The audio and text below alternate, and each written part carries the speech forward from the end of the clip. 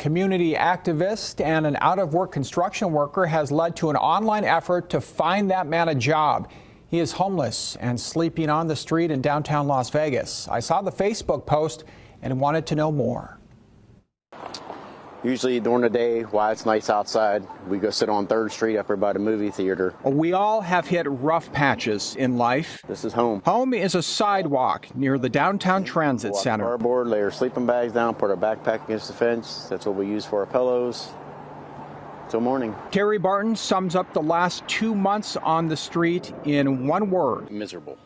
In this spot where others sleep, it's cold at night, and eating isn't an everyday thing. Have there been times where you haven't had food for a day or two? There have been 3 or 4 days went by, we haven't had nothing to eat. But like I said, we're used to it. We've been on here for 2 months now.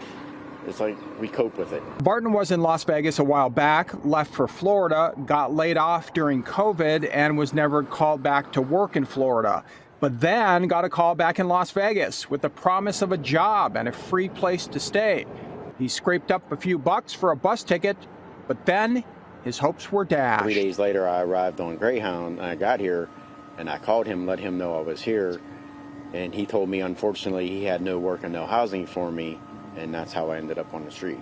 Hope then reappeared downtown recently when Minister Stretch Sanders saw Barton in the food line he organized. With them, and so I started to spark a conversation with Mr. Terry, and somehow, some way, he mentioned to me that he had a bachelor's of science degree in engineering, and I was really intrigued by that, considering the fact that he had also disclosed to me that he was also sleeping on the street. You physically will show them this. Yes. Now, because he doesn't have a place of his own, Barton carries his original diploma from West Virginia University with him. And there's my resume.